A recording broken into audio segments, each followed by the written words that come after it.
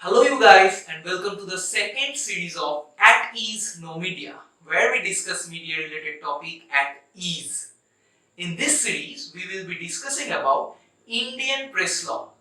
Now this is the first episode where we will be studying freedom of press. Now tell me, do we really have freedom of press in India? Some might say yes and some might say no. So let's study, let's dig a little deeper and check the reality behind freedom of press in India.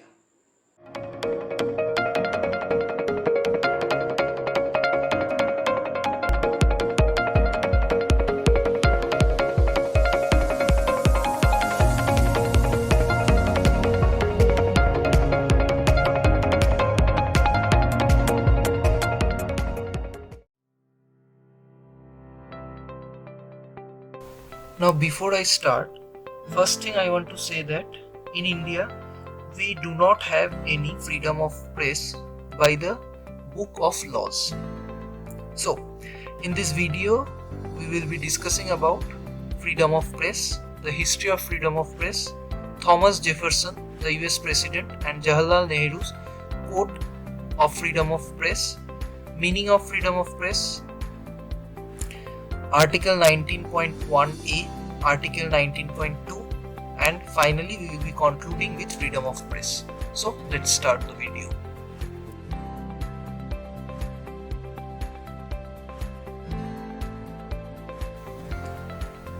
Introduction. The Indian Constitution confesses no special rights or privilege to the press. But in United States, according to the United States first Constitution's amendment, they got their freedom of press. Now, it is not that Indian leaders were not aware of press or the US first amendment. They are aware of Indian press, and they were also aware of the US Constitution's amendment. Now the question arises, why don't they amend it in Indian constitutions as well? The main reason behind this was the framers of Indian constitution considered freedom of press as the essential part of freedom of speech and expression. So they didn't find it necessary to make another law, to make constitutionally to provide another freedom in terms of press, in terms of media. So they joined the freedom of press and freedom of speech and expression together. They also claimed that freedom of press rests on the same fundamental rights and implies the right to print, publish, comment and criticize without any interference from the state or any public authorities. That means the state or any public authorities, they will not interfere into their matter.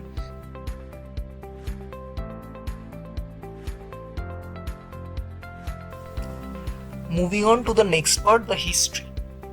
So if we consult the history of press in India, we find that there is no document to prove that we had freedom of press in India before independence and after independence.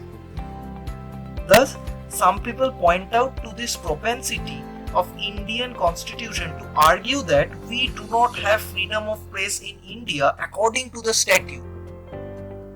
Whereas Dr. Ambedkar, chairman of the drafting committee, made clear that no special mention of freedom of press was necessary at all, as the individual and journalists are the same. So the individual's fundamental right, which the individual citizens are enjoying or having, is same as the journalist. Continuing with history, famous declaration of Thomas Jefferson and Jawaharlal Nehru.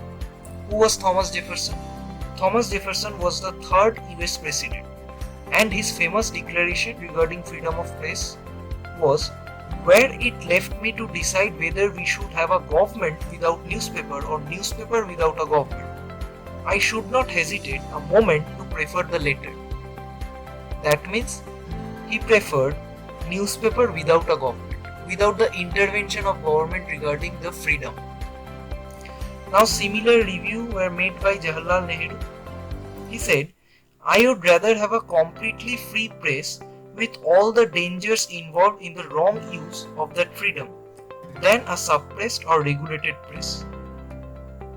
So Jawaharlal Nehru also desperately wanted a free press with all the dangers involved in the wrong use of freedom than a suppressed or regulated press. So from these above two statements, it's clear that both of them cited similar reviews regarding the freedom of press. Next, moving on to the meaning of freedom. Before jumping into this, remember to comment down your doubts so that we can respond for you to make your understanding more clear. So let's come into the topic. Meaning of freedom. Generally, freedom always means freedom from government, generally. But it is recognized that there are other agencies that too threaten freedom. It's not always the government who interferes in the matter of press or in individuals' matter. There are some other agencies who also threaten the freedom, like the language chauvinist, the regional pressure groups. How the language chauvinist threatens the freedom of an individual or a press? By propagating stuffs, by believing at a particular situations, or due to the backwardness of the society, due to the stereotype nature of the society. So we can't always blame the government for interfering into the press or interfering into any individual matter. There are some definite other agencies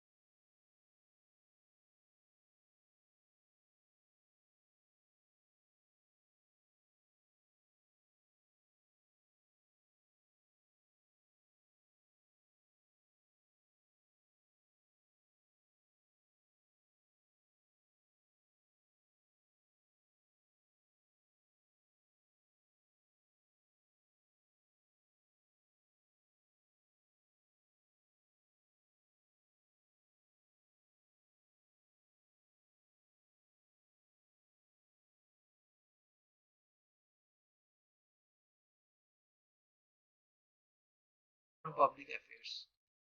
Though there are certain limitations, but according to the book of law, we are having the particular right to comment on public affairs. though there are certain exceptions which we will be discussing in next slides. But for now, let's consider on the positive side. And the last point is that, and the public, the right to receive information. As a citizen, we have the right to receive information. So as a citizen, we are having the right to spread information. It must be correct. And as a citizen, we are having the right to receive information. So thanks to the Book of Laws.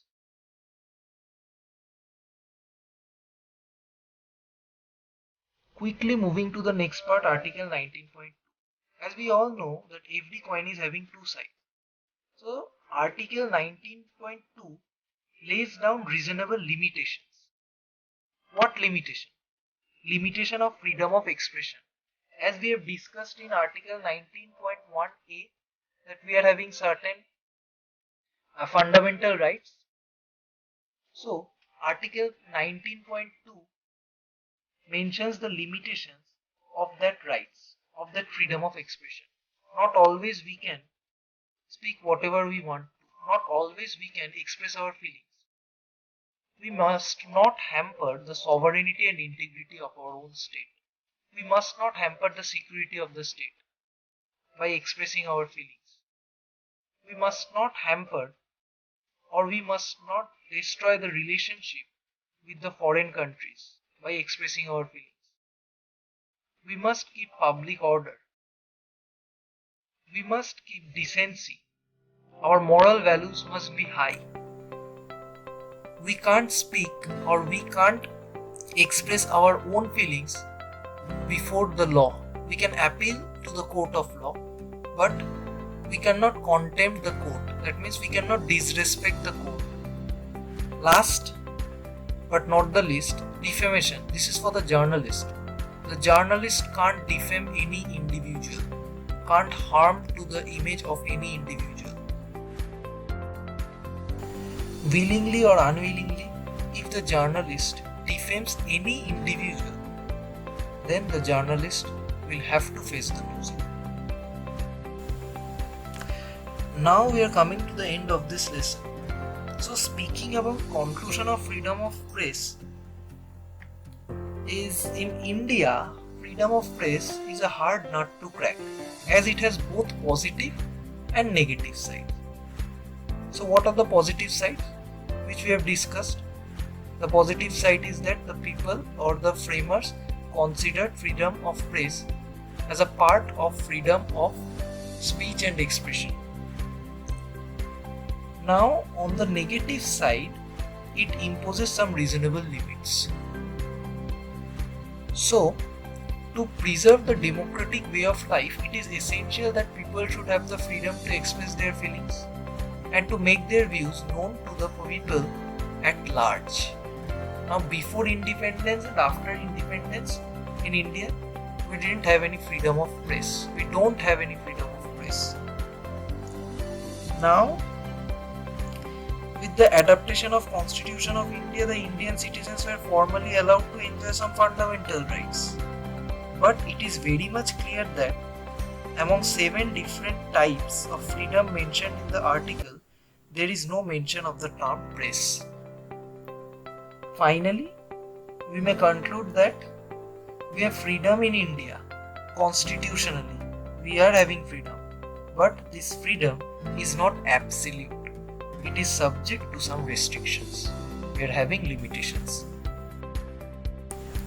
Okay, so with that we end our lesson. Until next time, keep watching At Ease No Media.